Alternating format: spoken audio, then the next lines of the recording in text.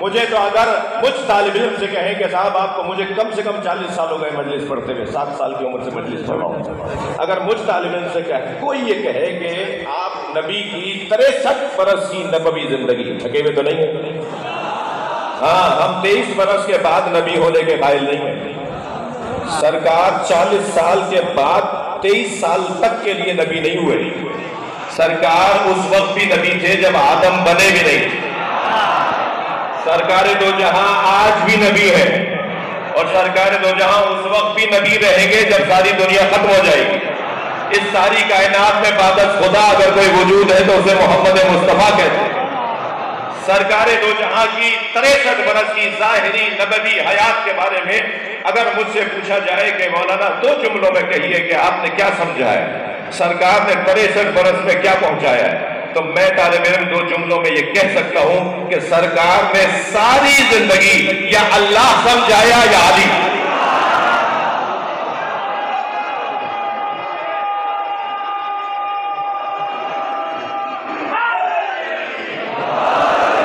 جی یہ خلاصہ ہے۔ کون سا دن ہے جس دن مولا علی کے بغیر نبی کا گزرا؟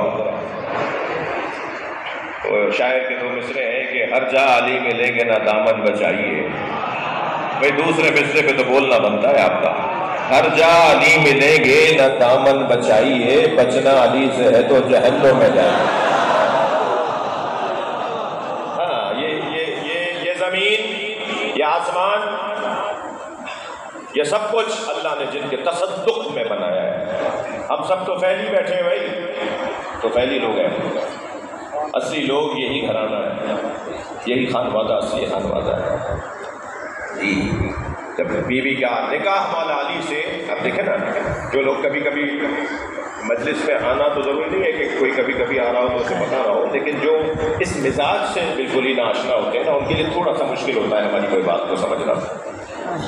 اللہ نے جناب زہرا کا نکاح عرش پر مولا علی سے کرایا، اور فرش پر نبی سے فرمایا آپ اپنی فاطمہ کا نکاح پڑھا دو۔ یہ واحد رشتہ ہے جو عرش پر بھی قائم ہوا اور فرش پر بھی قائم ہوا۔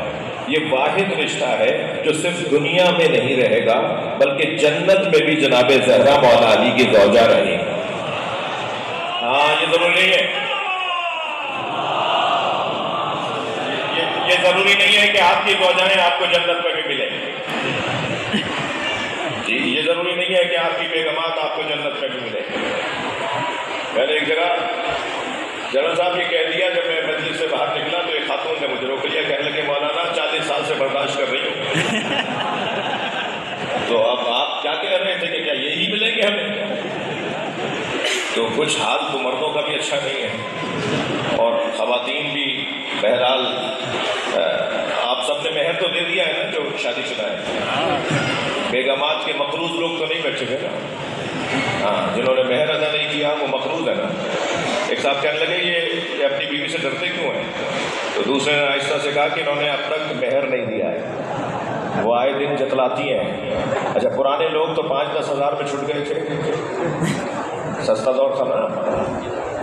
آج تو بھائی 2-2, 4-4 لاکھ، 10-10 لاکھ، 20-20 لاکھ، اور قاعدہ بھی یہی ہے کہ جو جتنا دے سکتا ہے اتنا ہی مہر ہونا جائز ہے۔ کسی کی اگر 40 لاکھ تنخواہ ہے اور اگر 10 لاکھ مہر رکھ رہا ہے تو ٹھیک ہے اس کے لیے، تو ہر ایک کے لیے علیحدہ سے حکم ہے۔ اسی لیے نبی نے مولا علی سے پوچھا تھا کہ فاطمہ کو مہر میں کیا دو گے؟ توجہ ہے بڑھاتی ہے بھائی، اگر آپ کی توجہ ہوگی تو میں ایک منزل پر آؤں گا۔ مہر گھر کے بڑے طے کرتے ہیں نا، گھر کا دلا دو، مہر گھر کے بڑے طے کرتے ہیں نا جس کے گھر کا بڑا اللہ ہو، جس کے گھر کا بڑا اللہ طے کر رہا ہے جناب زہرا کا مہر۔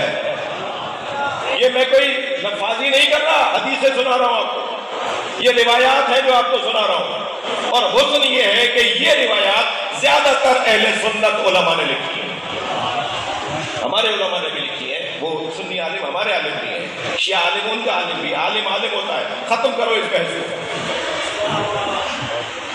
کس مشکل میں مبتلا ہے پاکستان کا شہری؟